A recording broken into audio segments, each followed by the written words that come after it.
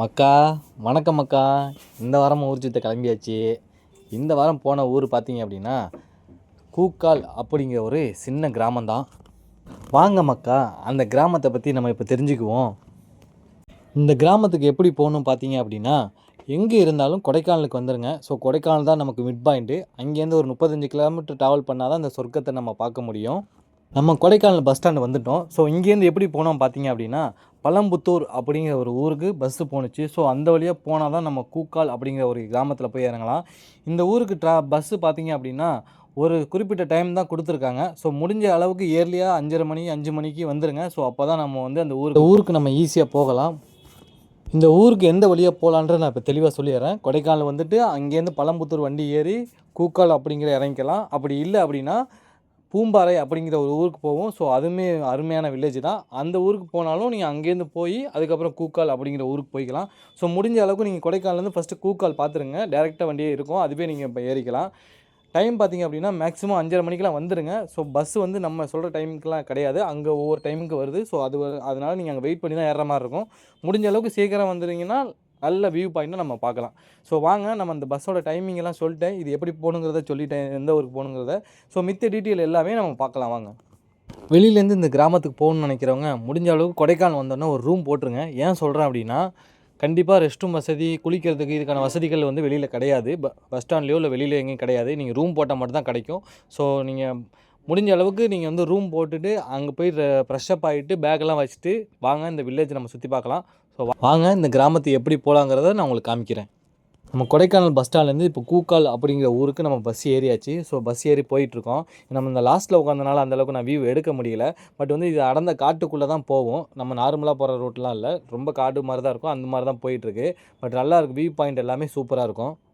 இந்த அழகையெல்லாம் ரசித்து கொண்டு அப்படியே நம்ம போயிட்டே இருந்தோம் அப்படின்னா கொஞ்சம் தூரத்துலேயே பஸ்ஸு நிப்பாட்டிடுவாங்க. ஒரு 20 நிமிஷம் நிப்பாட்டியிருப்பாங்க. எதுக்கு பார்த்திங்க அப்படின்னா, நம்ம ஏர்லியாகவே நம்ம கிளம்பியிருப்போம். ஸோ அது சாப்பாடுற டைம் அவங்களுக்கு அந்த டைம் தான். ஸோ அந்த இடத்துல ஒரு டேனிங்கில் நிப்பாட்டியிருப்பாங்க. அந்த இடமும் பார்த்திங்கன்னா அழகாக தான் இருக்கும், சூப்பராக இருக்கும் அந்த வியூ பாயிண்ட்லாம். அதுவும் காமிக்கிறேன் பாருங்கள். ஸோ அந்த இடத்துல நம்ம சாப்பிட்டுக்கலாம். ஒரு 10லேருந்து 20 நிமிஷம் நிப்பாட்டியிருப்பாங்க. டிரைவர், அங்கே உள்ளவங்க, அந்த பஸ்ஸில் உள்ளவங்க எல்லாருமே இங்கே தான் சாப்பிட்றாங்க. அந்த காமிச்சிருக்கேன் பாருங்கள். இந்த இடத்துல தான் வந்து எல்லாருமே சாப்பிட்றாங்க. சாப்பாடு கொஞ்சம் நல்லா தான் இருந்துச்சு, மீடியமாக. ஒன்றும் குறை சொல்கிற அளவுக்கு இல்லை, ஓரளவு நல்லா தான் இருந்துச்சு. மினிமமாக தான் சார்ஜ் பண்ணுறாங்க. ஸோ இந்த இடம் நல்லா தான் இருக்குது, சாப்பிட்றதுக்கு ஒன்றும் ப்ராப்ளம் கிடையாது. நம்ம இங்கே சாப்பிட்டுட்டு நீங்கள் ரெடியாக இருங்க. நம்ம அடுத்த பஸ் இங்கேருந்து ஒரு 15 கிலோமீட்டர் போகணும். வாங்க, அந்த ஊரை போய் நம்ம சுற்றி பார்க்கலாம். சாப்பிட்டு முடித்தோன்னே பக்கத்தில் பார்த்திங்க அப்படின்னா ஒரு அழகான வியூ இருக்குது, பள்ளத்தாக்கு மாதிரி. அந்த பள்ளத்தாக்கு நடுவில் தான் நம்ம இப்போ ட்ராவல் பண்ணுறோம். வாங்க, இந்த காட்சி முனையெல்லாம் பார்த்துட்டு நம்ம அந்த ஊரை பார்க்க போகலாம். பஸ் நிப்பாட்டுற இடம் பார்த்திங்க அப்படின்னா அந்த லேக் பக்கத்தில் நிப்பாட்டுவாங்க, கூக்கால் லேக் அது. அந்த லேக் பார்த்துட்டு பக்கத்தில் ஒரு நீர்வீழ்ச்சி இருக்குது. அந்த நீர்வீழ்ச்சியில் ஒரு சின்னதாக ஒரு குளியலை போட்டுட்டு அப்படியே ஃப்ரெஷ் ஆகி வெளில வந்தீங்க அப்படின்னா ஒரு 1 கிலோமீட்டரில் நம்ம அந்த வியூ பாயிண்ட் பார்க்க போகலாம். வாங்க, அந்த கூக்காலோட வியூ பாயிண்ட்டை நம்ம பார்க்க போவோம். அந்த 1 கிலோமீட்டர் நடந்து போகிற பாதையெல்லாம் பார்த்திங்கன்னா சும்மா சொல்லவே கூடாதுங்க, அவ்வளோ அருமையாக இருக்கும். பாருங்கள், காமிக்கிறேன் பாருங்கள். இந்த தேயிலை தோட்டத்தெல்லாம் எப்படி இருக்கும் அதே மாதிரி சூப்பராக வடிவமைச்சு வச்சுருக்காங்க. அந்த இடத்தையெல்லாம் பக்காவாக ரெடி பண்ணி வச்சுருக்காங்க. ஸோ அதை பார்த்துட்டு அப்படியே நேராக போனோம் அப்படின்னா அங்கே ஒரு அம்மன் கோயில் இருக்குது. ஸோ அம்மன் கோயில்கிட்ட ஒரு தரிசனம் போட்டுட்டு அதுக்கப்புறம் கொஞ்சம் தூரம் போனீங்க அப்படின்னா ஒரு சிவன் கோயிலும் ஒன்று இருக்குது. ரெண்டுமே நீங்கள் தரிசனம் பண்ணிங்க. ஏன்னா சிவனும் சூப்பராக இருந்துச்சு சிலையும். அம்மன் கோயில் வந்து திறக்கலை. ஸோ அதனால் நம்ம சிவனை மட்டும் பார்த்துட்டு அடுத்து கிளம்பியாச்சு. வாங்க போவோம் அடுத்து. இது 2 அம்மனையும் சிவபெருமானையும் தரிசனம் பண்ணிவிட்டு வெளியில் பார்த்தீங்க அப்படின்னா வந்தீங்க அப்படின்னா ஒரு பொட்டி கடை, சின்ன சின்ன கடைகள், அப்புறம் சாப்பாடு கடை இதெல்லாம் இருக்கும். இங்கேயும் போய் நீங்கள் சாப்பிட்டுக்கலாம். நீங்கள் எனக்கு கொஞ்சம் ரேட்டு அதிகம், நான் வெளியிலேயே அங்கேயே சாப்பிட்டு வந்துட்டேன். இங்கே கொஞ்சம் ரேட்டு ரொம்ப அதிகம் தான், அதையும் செக் பண்ணி நீங்கள் சாப்பிட்டுங்க. இங்கேயும் வந்து நீங்கள் நிறைய ரூம் எடுத்துக்கலாம். இங்கேயுமே ரூம் வந்து சூப்பராக அலாட் பண்ணியிருக்காங்க. செம்மையான வியூ பாயிண்டில் இருக்கும். இந்த வியூ பாயிண்ட்டோட நம்ம ரூம் ஸ்டே பண்ணோம் அப்படின்னா சூப்பரான ஒரு ஸ்டே தான். நான் இன்னும் கொஞ்சம் மேலே போய் நான் அதை என்னன்றதை நான் தெளிவாக சொல்கிறேன். ஸோ நம்ம போகிற வழியில் அடுத்து என்னங்கிறத பார்ப்போம். அடுத்து நம்ம கிளம்பியாச்சு. ஸோ நம்ம அந்த ரோட்டில் தான் நடந்து போயிட்டுருக்கோம். 2 சைடுமே சின்ன சின்ன தண்ணிகள், அந்த ஓடையிலேருந்து தண்ணி ஊற்றுற மாதிரி சைடில் தண்ணி வந்துக்கிட்டே இருக்கும். இந்த சைடும் பார்த்தீங்க அப்படின்னா ஒரு காடு மாதிரி இருக்கும். அந்த சைடு பார்த்திங்கன்னா பள்ளத்தாக்கு, அதுக்கு நடுவில் ரோடு. இந்த மாதிரி தான் நம்ம ட்ராவல் பண்ணிகிட்ருக்கோம். பாருங்களேன், இந்த சைடு ஃபுல்லாக காடாக அந்த பில்டிங்லாம் போட்டு வச்சுருக்காங்க. அந்த சைடு பார்த்திங்க அப்படின்னா சரியான பள்ளத்தாக்கு, கீழே விழுந்தால் ஒன்று கூட கிடைக்காது, அந்த மாதிரி ஒரு இடம் தான். ஆனால் ரோடு வந்து ஒரு கரடு முள்ளான ஒரு ரோடு. இந்த ரோட்டுக்குள்ளே தான் நம்ம ட்ராவல் பண்ணி போயாகணும். அந்த வியூ பாயிண்ட் பார்க்குறதுக்கு எவ்வளோ கஷ்டப்பட்டாலும் பரவாயில்ல அப்படிங்கிற மாதிரி தான் தோணுச்சு. நான் அதை கடைசியில் காமிக்கிறேன், நீங்கள் அதுக்கப்புறம் பாருங்கள். அந்தளவுக்கு இருந்துச்சு அந்த வியூ பாயிண்ட்டு, பக்காவாக வச்சுருந்தாங்க. ஸோ நான் இங்கே ஒரு இடத்துல நான் ஒன்று சொல்ல விரும்புகிறேன். என்னென்னு பார்த்தீங்க அப்படின்னா, இங்கே ஒரு நாள் ஒரு ஸ்டே வாங்கி பாருங்கள், அந்த அளவுக்கு அருமையாக இருக்கும். கிட்டத்தட்ட ஒரு ஆளுக்கு 1000 ரூபா சார்ஜ் பண்ணுறாங்க இங்கே ஸ்டே பண்ணுறதுக்கு. ஒரு நாள் தங்கி பாருங்கள், அது சொர்க்கத்தை நம்ம நேரில் பார்த்த மாதிரி இருக்கும், அந்தளவுக்கு இருக்கும். ஏன்னா நான் போனப்போ அப்படி இருந்துச்சு. நான் அதை அப்படியே லாஸ்ட்டாக சொல்கிறேன் இந்த வீடியோ லாஸ்ட்டில். இந்த நகரத்தில் வாழ்கிற மக்களுக்கெல்லாம் இந்த இடம் வந்து ஒரு பொன்னான வாய்ப்புன்னே சொல்லலாம். ஏன்னா அந்தளவுக்கு இருந்துச்சு இடம். ஒரே ஒரு நாள் மட்டும் இங்கே ஸ்டே பண்ணி பாருங்கள். அந்த நாள் உங்களால் வாழ்க்கையில் மறக்க முடியாத நாளாக இருக்கும். நான் கண்டிப்பாக அதை நான் அடித்து சொல்லுவேன். ஏன்னா அந்தளவுக்கு இருந்துச்சு அந்த இடம். வாழ்க்கையில் மறக்க முடியாத ஒரு நிகழ்வாக இருந்துச்சு. இந்த இன்ஸ்டாகிராம் ரீல்ஸ்லலாம் அதிகமாக பகிரப்பட்ட ஒரு இடம். நான் அந்த இடத்தையும் நான் உங்களுக்கு கண் முன்னாடி நிறுத்துகிறேன் பாருங்கள். நம்ம அந்த 1 கிலோமீட்டர் எவ்வளோ கஷ்டப்பட்டு நடந்தாலும் நம்ம அந்த இடத்த பார்த்துட்டோம் அப்படின்னா அந்த கஷ்டப்பட்டு அந்த நினைவுகள் அனைத்துமே அழிஞ்சு போயிடும். அந்த அளவுக்கு தான் இருந்துச்சு இடம். பக்காவாக இருந்துச்சு. அந்த இடத்த நான் உங்களுக்கு லாஸ்ட்டாக காமிக்கிறேன். முடிஞ்ச அளவுக்கு இங்கே ஒரு நாள் ஸ்டே பண்ணி இது பண்ணுற மாதிரி இருக்க பாருங்கள். நான் அவங்களோட நம்பரையும் தரேன். அங்கே உள்ளவங்களோட நம்பரை டிஸ்கிரிப்ஷனில் கீழே கொடுக்குறேன். ஸோ அவங்களுக்கு கால் பண்ணி கேட்டுட்டு போங்க. ஏன்னா புக்கிங் பண்ணிடுறாங்க. அதனால் கேட்டுட்டு போங்க. நான் எப்படிங்கிறத நான் அந்த வீடியோட லாஸ்ட்டில் உங்களுக்கு சொல்கிறேன். வாங்க நம்ம அந்த இடத்த நோக்கி போய் கொண்டு இருக்கோம். ஸோ நம்ம இப்போ பார்க்குற இடம் வந்து ஒரு வியூ பாயிண்ட்டு. அந்த இடத்துல ஒரு 2 வியூ பாயிண்ட் இருக்குது. இது ஒரு வியூ பாயிண்ட்டு, இன்னொரு வியூ பாயிண்ட் தான் ஹைலைட்டு. ஸோ இந்த வியூ பாயிண்ட்டே பக்காவாக தான் இருக்குது. இதை விட அந்த வியூ பாயிண்ட் எப்படி இருக்குன்னு நீங்கள் பார்த்துங்க. இந்த இடத்துல நின்று பார்த்தீங்க அப்படின்னா காற்று கொஞ்சம் அதிகமாக இருக்குது. நீங்கள் வீடியோ எடுக்கிறவங்களையோ கேமரா எடுக்கிறவங்களையோ கொஞ்சம் பார்த்து எடுங்க, நிதானமாக எடுங்க. காற்று கொஞ்சம் அதிகமாக தான் இருக்குது. அந்த ஊர் பார்த்தீங்க அப்படின்னா அந்த கீழே வளைஞ்சு போது பாருங்கள். அந்த வந்து ஊர், அது சின்ன சின்ன ஊருக்கெல்லாம் அந்த போகிறதுக்கான வழி. இது பக்கத்தில் ஒரு நீர்வீழ்ச்சி இருக்குது. இந்த நீர்வீழ்ச்சிக்கு எப்படி போகலான்னு பார்த்தீங்க அப்படின்னா, நம்ம காட்சி முனையை பார்த்தோம் பாருங்களா, அதை பார்த்து முடிச்சுட்டு வெளியில் வந்தீங்க அப்படின்னா, ஒரு 4லேருந்து 5 கிலோமீட்ரு அந்த கரடுமுரடான பாதையில் தான் நம்ம போகிற மாதிரி இருக்கும். கண்டிப்பாக கரடுமுரடாக தான் பாதை இருக்கும்.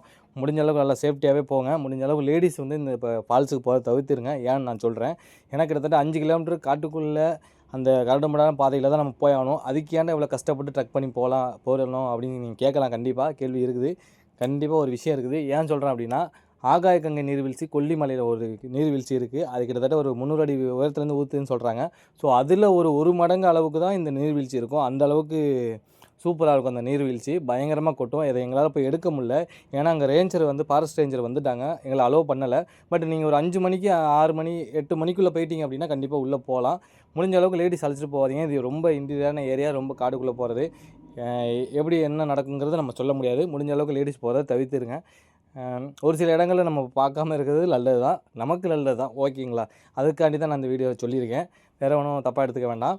கண்டிப்பாக நீங்கள் பார்த்து பத்திரமா போயிட்டு வரதுங்கிறது மிகப்பெரிய ஒரு சவால் தான். அந்த அளவுக்கு ஒரு ட்ரெக்கிங் தான். கீழே இறங்கி மேலே ஏறுறதுங்கிறது ரொம்ப கஷ்டமான ஒரு ஏரியா. ஆனால் அந்த நீர்வீழ்ச்சி பக்காவான நீர்வீழ்ச்சி. வாழ்க்கையில் ஒரு டைமாச்சும் அதை பார்த்துருங்க. இந்த நீர்வீழ்ச்சி பார்த்துட்டு மேலே ஏறி வந்தீங்க அப்படின்னா கொஞ்சம் தூரத்தில் நம்ம அந்த வியூ பாயிண்ட் பார்த்துருவோம். அந்த வியூ பாயிண்ட்டுக்கு தான் இவ்வளோ நேரமாக நம்ம வெயிட் பண்ணிகிட்ருக்கோம். இவ்வளோ ஆர்ப்பாட்டமும் அதை நோக்கி தான் போயிட்டுருக்கு. கிட்டத்தட்ட நம்ம காற்றடிக்குன்னு சொன்னோம் பார்த்தீங்களா, அந்த வியூ பாயிண்ட்டுக்கும் முன்னாடியே ஒரு ரோடு மேலே ஏறும். அந்த மேலே ஏற ரோட்டில் நீ கொஞ்சம் தூரம் ஏறினீங்க அப்படின்னா ஒரு அண்ணன் இருப்பார். அந்த அண்ணன்ட்ட 50 ரூபா காசு கொடுத்தா தான் நம்ம அந்த வியூ பாயிண்ட்டை பார்க்க முடியும். ஏன்னா இது ப்ரைவேட் பார்ட் ஏரியா, அவங்களோட சொந்த கட்டுப்பாட்டில் இருக்குது. அதனால் நீங்கள் 50 ரூபா கொடுத்தா தான் அந்த வியூ பாயிண்ட் பார்க்க விடுவாங்க. ஸோ 50 ரூபா சார்ஜ் பண்ணி கொடுத்துட்டு நம்ம அப்படியே அந்த ரோடு வழியாக போவோம். ஸோ சின்ன பாதை தான். அந்த பாதை வழியாக அப்படியே கொஞ்சம் தூரம் போனோம் அப்படின்னா அந்த விறகு இதெல்லாம் அடுக்கி வச்சுருக்காங்க. அங்கே ஒரு வீடு இருக்குது. அந்த வீட்டில் வந்து சமைச்சு கொடுக்குறாங்க. நான் சொன்ன பண்ணிங்களா, ரூம் இருக்குது, அங்கே தங்கிக்கலாம் அப்படின்ட்டு. ஸோ அதுக்கு தான் இது எல்லாமே ரெடி பண்ணி வச்சுருக்காங்க. ஸோ அங்கே போனீங்க அப்படின்னா தங்கிக்கலாம். அந்த இடத்துல வியூ பாயிண்ட்டு நம்ம பார்த்துக்கிட்டே தங்கிக்கலாம். அந்த அளவுக்கு ஒரு வியூ பாயிண்ட்டு. கண்டிப்பாக நகரத்தில் ஒரு பெரிய வரப்பிரசாதமே சொல்லலாம். ஏன்னா அந்த அளவுக்கு உள்ள வியூ பாயிண்ட் தான் அந்த வியூ பாயிண்ட்டு. நம்ம வாங்க அந்த வியூ பாயிண்ட் நோக்கி தான் இப்போ போயிட்டுருக்கோம். கண்டிப்பாக அந்த வியூ பாயிண்ட்டு இங்கே உள்ள அனைத்து மக்களுக்கும் பிடிக்கும். அந்த அளவுக்கு தான் அந்த வியூ பாயிண்ட் இருக்கும். ஸோ வாங்க நம்ம வியூ பாயிண்ட்டை நோக்கி போவோம். ஸோ நம்ம இந்த இடம் தான் அந்த வியூ பாயிண்ட்டை நோக்கி போகக்கூடிய இடம்.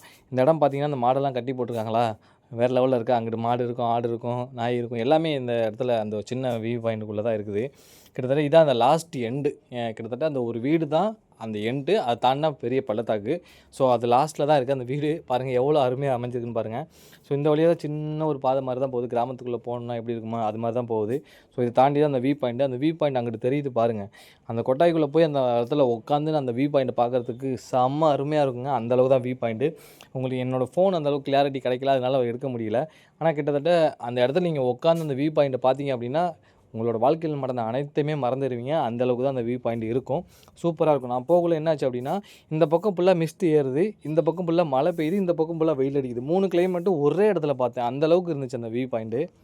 அந்த வியூ பாயிண்ட் ஒரு மணி நேரம் அங்கே பார்த்துட்டு அங்கே நடந்த சந்தோஷங்கள்லாம் எல்லாத்தையும் ஒன்றா சேகரிச்சுட்டு நம்ம அப்படியே கிளம்பிடலாம். ஸோ அதுதான் வியூ பாயிண்ட். அந்த வியூ பாயிண்ட் பார்க்க தான் இவ்வளோ நேரமும். இது வந்து 3 கிளைமேட்டையும் நீங்கள் ஒரே இடத்துல பார்க்கணும். அங்கே தான் போகுது. எப்போ எந்த கிளைமேட் மாறும்னு நமக்கு தெரியாது. திடீர்னு வெயில் அடிக்கும், திடீர்னு மழை பெய்யும், திடீர்னு மிஸ்ட் ஏறும். எந்த மாதிரி கிளைமேட் மாறும் எனக்கு தெரியாது. நம்ம பார்க்குற ஒரு நாளைக்கு எப்படின்னா அங்கே உள்ளவங்களுக்கு எப்படி இருக்கும் பார்த்துங்க. ஸோ அந்தளவுக்கு தான் அந்த வியூ பாயிண்ட் இருக்குது. வேறு லெவலில் கொடுத்துருப்பாங்க வியூ பாயிண்ட்டு. கண்டிப்பாக இதை பார்க்கறதுக்கு தான் இவ்வளோ நாள் இவ்வளோ நேரம் கஷ்டப்பட்டது. ஸோ நான் முழுசாக காமிக்கிறேன் பாருங்க, இந்த வியூ பாருங்கள் எப்படி இருக்குன்னு. உங்களுக்கு நல்லா தெரியும், இந்த மிஸ்ட் ஏறதும் அந்த வெயிலும் நல்லா தெரியுது. ஆனால் எனக்கு அங்கே இருக்கக்குள்ள மழையும் பேஞ்சுது சென்டரில். ஸோ அது தெளிவாக தெரியாது. இந்த பாருங்கள் எப்படி ஏறுது பாருங்கள், மிஸ்ட்டு இங்கிட்டு ஏறுது, நடுவில் மழை அந்த உங்களுக்கு தெரியுதான்னு தெரியல, நடுவில் மழை பெய்யுது, இந்த பக்கம் ஃபுல்லாக வெயில் அடிக்குது. அந்தளவுக்கு தான் இருந்துச்சு, பச்சை பசேன்னு பயங்கரமாக இருந்துச்சு. ஸோ இதை பார்த்துட்டு கிளம்ப முடியாமல் நம்ம அங்கேருந்து கிளம்பி வந்தோம். ஸோ வாங்க நம்ம அடுத்து கிளம்பிடலாம். இது மாதிரி இடங்களுக்கு தனியாக போனால் அதில் ஒரு ப்ளஸ் பாயிண்ட் இருக்குது. என்னென்னு பார்த்தீங்கன்னா, அங்குள்ள மக்கள், அங்கே வரக்கூடிய மக்கள், இவங்க கூடயெல்லாம் நம்ம பழகி ஃப்ரெண்ட்ஸ் ஆகிக்கலாம். அப்படி கிடைச்ச ஒரு 3 பேர் தான் எனக்கு இந்த பயணத்தில் கிடச்சாங்க. ரொம்பவும் அற்புதமான, மிகவும் சூப்பரான, எப்படி சொல்கிறது, நம்ம கூடவே ரொம்ப வருஷம் பழகியிருந்தால் எப்படி இருக்கும், அது மாதிரி ஒரு ஃப்ரெண்ட்ஸு தான் கிடச்சாங்க. அதெல்லாம் பார்த்தீங்க அப்படின்னா, கார்த்தி ப்ரோ, கோபி ப்ரோ, அப்புறம் வந்து அசோக், இப்படிங்கிற ஒரு 3 நண்பர்கள் நமக்கு கிடச்சாங்க. சரியான ஒரு இது பாண்டு தான், சூப்பரான பாண்டு. கடைசி வரைக்குமே அப்படி தான் இருந்துச்சு. அந்த மழையிலையும் அந்த வெயில்லையும் அந்த ஒரு இடத்துலையும் அந்த ஒரு இடத்துல பயங்கரமாக இருந்துச்சு. எல்லாருமே ஷேர் பண்ணி சாப்பிட்டுக்கிறது, ஷேர் பண்ணி ஒரு இடத்துக்கு போனது எல்லாமே பயங்கரமாக இருந்துச்சு, வேறு லெவலில் இருந்துச்சு. கண்டிப்பாக இந்த மாதிரி சோலோவாக போனால் உங்களுக்கும் ஒரு சில விஷயங்கள் கிடைக்கும். பாருங்கள் எப்படி சாப்பிட்டுட்ருக்கோம் ஜாலியாக, வேறு லெவலில் இருந்துச்சு. கண்டிப்பாக சோலோவாக போக ட்ரை பண்ணி பாருங்கள். அந்த கிராமத்தோட வியூ பாயிண்ட்டை விட்டு கிளம்ப மனசு இல்லாமல் ஒரு வேளை கிளம்பியாச்சு. ஸோ கிளம்பு தான் ஆகணும், ஒரு வழி இல்லை. அடுத்த நாள் வந்து நம்ம ஊருக்கு வந்தாகணும். கண்டிப்பாக நீங்கள் இங்கேருந்து போகிறவங்க அங்கே ஸ்டே பண்ணுங்கள். ஏன்னா ஸ்டே பண்ணுறேன்னு சொல்கிறேன் அப்படின்னு பார்த்தீங்கன்னா, உங்களுக்கு ரெஸ்ட் ரூம் வசதி, குளிக்கிறதுக்கான வசதிகள், அந்த நீர்வீழ்ச்சி சொன்ன பாருங்களா, அந்த நீர்வீழ்ச்சி ரேஞ்சர் அதாவது ஃபாரஸ்ட் ரேஞ்சர் வந்து விட மாட்டாங்க அவ்வளோ சீக்கிரம். ஒரு 10 மணிக்கு மேலே போனீங்கன்னா. இதே வந்து அந்த ஸ்டே பண்ணிங்க அப்படின்னா, அந்த உள்ளூர் அவங்க வந்து உங்களை அழைச்சிட்டு போயிட்டு நேராக போய் பார்க்க வச்சுட்டு அழைச்சிட்டு வந்துடுவாங்க. ஸோ அந்த ஒரு ப்ளஸ் பாயிண்ட் இருக்குது. அது போக உங்களுக்கு ஃபுட்டு எல்லாமே உங்களுக்கு அதில் கிடச்சதுனால முடிஞ்ச அளவுக்கு அங்கே ஸ்டே பண்ணுறதுக்கு ட்ரை பண்ணுங்கள். ஏன்னா அந்த மாதிரி ஒரு ஸ்டே கிடைக்காது கண்டிப்பாக. வாழ்க்கையில் ஒரு டைமாச்சும் அந்த மாதிரி இடத்துல ஸ்டே பண்ணி நீங்கள் உங்களோட அனைத்து விதமான கஷ்டங்களையும் அந்த இடத்துல வந்து மறந்து நீங்கள் இருக்கலாம். அந்த அளவுக்கு இருந்துச்ச இடம் தான் அந்த இடம். ஸோ முடிஞ்ச அளவுக்கு அங்கே ஸ்டே பண்ணிங்க. முடியாதவங்க ஒரு நாள் பஸ்ஸில் வர்றாங்க அப்படிங்கிறவங்க ஏர்லியாக வந்துட்டு ஏர்லியாகவே பார்த்துட்டு கிளம்பிடுங்க. அப்போ தான் உங்களால் வந்து பஸ்ஸை பிடிச்சி நீங்கள் கிளம்ப முடியும். ஏன்னா பஸ்ஸு கம்மியாக தான் இருக்குது. ஆனால் அங்கே ஸ்டே பண்ணுறதுக்கான நம்பரை நான் உங்களுக்கு தரேன். நீங்கள் அவங்களுக்கு ஃபோன் அடித்து கேட்டுட்டு புக் பண்ணிவிட்டு அப்புறமா நீங்கள் ஸ்டே பண்ண போகலாம். ஓகே மக்களே, நன்றி, பாய். அடுத்த வீடியோவில் சந்திப்போம்.